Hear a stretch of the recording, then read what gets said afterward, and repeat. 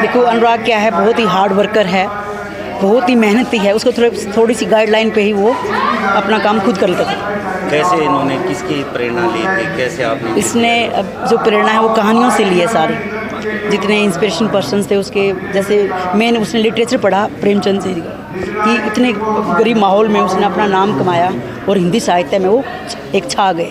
तो उसको ये था कि मैं भी कहीं ना कहीं एक जगह अपनी जगह बनाऊं समाज में। तो उन्होंने मेजर जो थे हमारे संदीप सिंह, उनसे बहुत ही स्टोरी, जैसे बॉर्डर मूवी वगैरह दिखता था कई बार, उनसे उसको बहुत मतलब एक इंस्पिरेशन मिला कि मैं भी कैसे बनूं।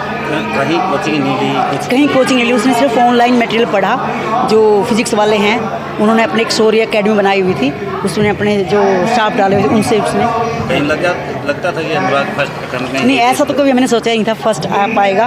हम ये सोचे कि बस वो अप टू 10 रैंक आ जाएगी, लेकिन उसके मन में ये था कि शायद मैं फर्स्ट भी आ सकता हूँ, क्योंकि वो हमेशा फर्स्ट ही रहा है नर्सरी क्लास से ही। और बच्चों को क्या आप संदेश देंगे जो आपका बच्चा जैसे ही यहाँ ऊपर आया? देखो मैं तो ये कहूँगी, सबसे पहले घर का एटमॉस्फेयर अच्छा रखें, ताकि कि बच्चा जो सेल्फ स्टडी जब भी कर पाएगा जब घर का एटमॉस्फेयर सही रहे। मैं सबसे पहले बताना चाहूँगा कि बहुत अच्छा महसूस हो रहा है कि गांव में मेरा इतना सम्मान हुआ है। कहीं ना कहीं शायद ये मेरे लिए एक सम्मान की बात है कि मैं अपने गांव के लिए, अपनी माटी के ऋण को चुकाने की कुछ कोशिश कर रहा हूँ। कहीं ना कहीं जो मेरा गांव जो जाना जाता है फ़ौजियों को बनाने के लिए, उसमें मैं अपना एक योगदान प्रदान कर पा रहा हूँ, और इससे बड़ा और इससे खुशी का मौका मेरे लिए कुछ नहीं हो सकता। मैंने बस एक ही बात कहना चाहूँगा कि हमें हमेशा मेहनत करते रहनी चाहिए। शायद मेहनत का ही फल होता है जो हमें कोई भी चोटी हासिल करने में बहुत सहायक होता है। मेरे मन में बस देश सेवा की भावना थी, और उसके लिए फिर मैं जितनी भी मैं मेहनत कर सकता था और जितना भी मैं अपनी ओर से प्रयास कर सकता था वो मैं करता रहा।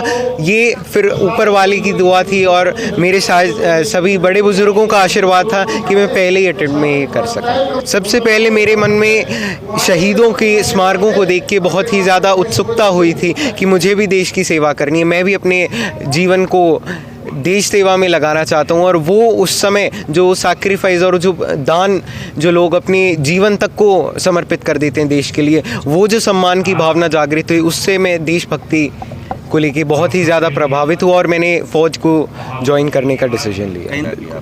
बहुत ही अच्छा महसूस हो रहा है, क्योंकि मैं बताना चाहूँगा कि शायद हमारा चरखी दादरी और भिवानी की साइड की पूरी एक बेल्ट है जो फ़ौजियों को बनाने के लिए जानी जाती है। तो शायद कहीं ना कहीं मैं उसी एक प्रथा को आगे ले जाना चाहता हूँ, और शायद इससे भी एक ऊपर के स्तर पे मैं अपने देश को, अपने गाँव को प्रदर्शित करना चाहता हूँ।